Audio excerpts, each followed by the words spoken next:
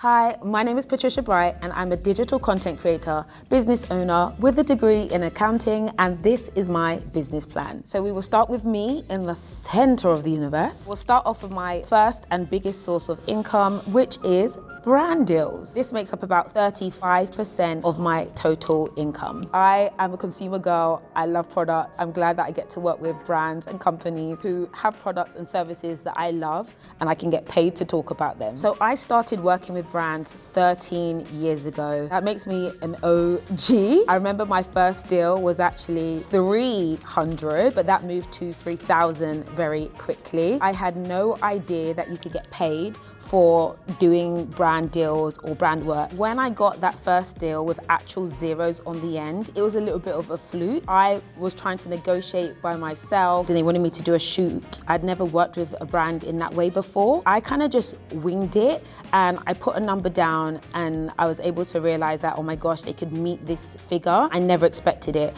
I probably had about 100,000 subscribers, which was a lot, but because that was the early days, people really were not being paid to make content or work with brands at the time. So to get that, which beat my 1 month salary at a job I'd been at for like 2 years, was insane to me. New Look were actually the brand who gave me my first ever biggest check.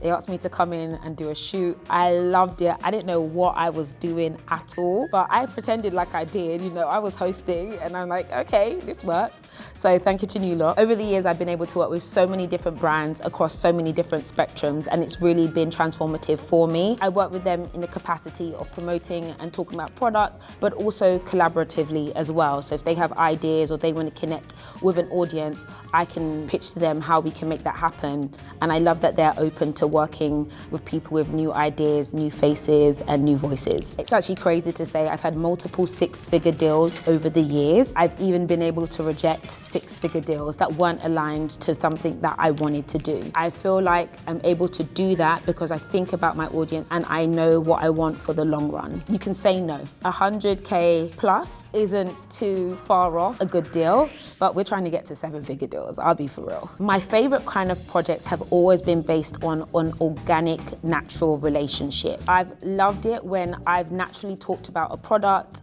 a service or something that I'm obsessed with, and then the brand themselves have reached out and been like, we saw you, we want to work with you, let's do something together. One of my favorite deals was when a brand gave me a lot of money to basically do a season of my podcast. They gave me free reign to have important conversations with the guests of my choosing to my audience to really add value to them. I was so excited that they gave me such an amount to basically do what I wanted, and their return on investment was 10 out of 10. ROI is something that's very important for brands, but also for me as a creator. I want to make sure that brands get what they want as well as my community. When it comes to working with brands, I love collaborating on really good ideas, but also creative control, the 2 C's. The second largest portion of my income is my investment portfolio. And I feel very mature saying that because I never thought that I would have something like an investment portfolio, but I do today. And this makes up about 25% of my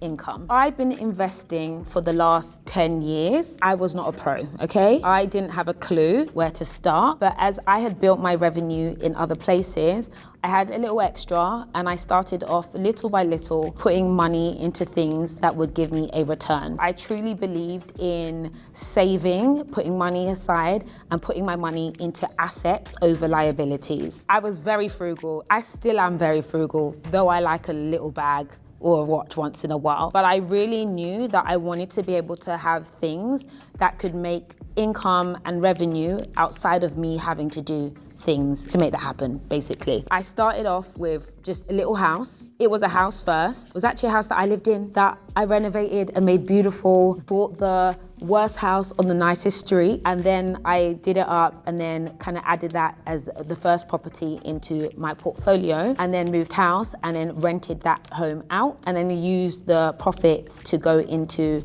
building a slightly different portfolio. This house was a lovely house in southwest London, in my favorite area. To be fair, I could live in that house right now. I love that house. It's so gorgeous. I put my heart and soul into that house, and I was 26 years old. A really interesting fact is that that house actually doubled in price in a 6-year period of time. It was pretty affordable. It took me about 6 years to save for the deposit. I was working. I, did that with a partner. Eventually, we had equity that allowed us to invest into other options. The worst house on the best street is really a method to start. Since then, I've added a few more houses to the portfolio, and my favorite thing has been buying houses on auction and finding properties that were completely dilapidated and making them into homes, which is really an underserved area within the market. I love a good auction house. There are lots of things to look out for when it comes to auction properties, but if you have the stomach for it, it can be done. Outside of property, I've got a few other portfolios, your standard bonds, equities, dividend-paying stocks. I would not call myself a trader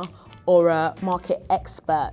I am very risk averse. I hate risk, but I do believe in time in the market over timing the market. Compound interest is a very real thing. If I had known this earlier, I would have started at 4 years old, but you can't control what you don't know. I always advise anyone younger or even older, it doesn't matter, just put a little bit of money once a month into the market. It could be £50, it could be £10, it could be 500, but just make sure you're in the game to at least start. I've got a number of index funds and ETFs that allowed me to diversify my portfolio and invest on a global scale. My writing is as chaotic as my brain. I'm sorry, I don't do straight lines. I love the idea of diversifying, and now that I've got my basic assets, I've really enjoyed moving into different areas like art and wine and things that are a little bit alternative, but are exciting and fun to work on. I'm gonna draw a picture and a Mona Lisa in the middle. Woo. I don't own the Mona Lisa, but this is a frame with a woman's face in it. I can't draw, and this may sound very boring, but it is pensions, right? I remember opting out of my workplace pension when I worked in the city. I always invest through my pension for certain tax benefits. It's something that I think people do need to make sure they think about. It's not everything, but it should be in that mix because we're all gonna get old one day. My next source of income is via online sales. I consider myself to be a digital entrepreneur, so I make about 20% of my income via online stores that I have. I use Shopify to run my brands, and I have a number of different brands that sell different kinds of products. I sell digital and physical products. I've been working over the years to build brands and businesses outside of my personal brand without having to use my face. What I've been really excited about is building customers and audiences who I'm able to serve that don't know who I am or don't know what I do. The learning curve has definitely been intense when it's come to actually running a business and a Shopify, but it's been really fun. I really have focused in the industries that I know quite well. One of them is a tech-based business, and also one of them is a hair care brand as well. I probably make about 20% of my income, but I'd love to make this 50% of my income.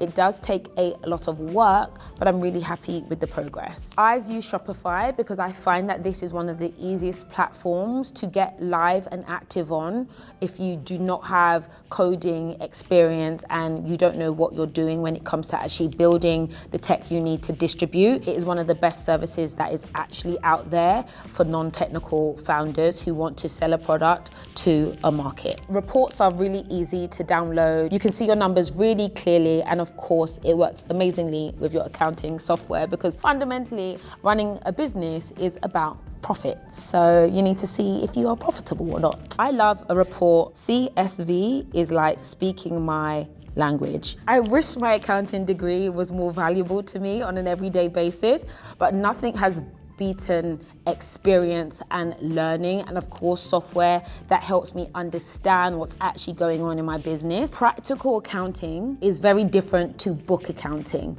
You need to be in the weeds and you need to look at real business examples. Sometimes you just need to go in there, make a loss, make a profit, and change your ways. When it's come to selling physical products, I've learned a lot of lessons around manufacturing. I manufacture in the UK, which is really cool, but I've also manufactured overseas, and I've had to learn so much about liaising with partners such as a 3PL, a distributor. I've had to learn about ports, etc., and fees that keep coming but you didn't know they were coming. It's such a different space to running just a digital business, but I love a challenge, so why not? I'm gonna write fees, because that's all you ever get. I will say that one of my ways of increasing sales has actually been TikTok. I love TikTok Shop. I love TikTok live selling. It has honestly made such a difference, and I want to do so much more of that. TikTok is the new QVC. It's so much fun. I feel like I'm in my element, like, buy this now. Feels great. And TikTok Shop is within the 20% of my own stores. Next up has been, again, something that's been super exciting, and that is angel investing. So I've said that I'm risk averse, but am I really? Because angel investing is not for the weak. This makes up 10% of my income, and that's in general, but in a year, it could be 100%. If you get a win, you really get a win. I've had a mid-win, which I'm very, very proud of. Angel investing is basically putting your money into an idea, a company, a founder, a product that you truly believe in, maybe connected to, and saying, I'm gonna put some money in and we're gonna see what happens and we're gonna wait. I think 90% of the time you lose the money. But this year was the first time that one of the companies I've invested in actually sold. So I invested into Wild Cosmetics and they sold for 250 million. That's not what I got, okay?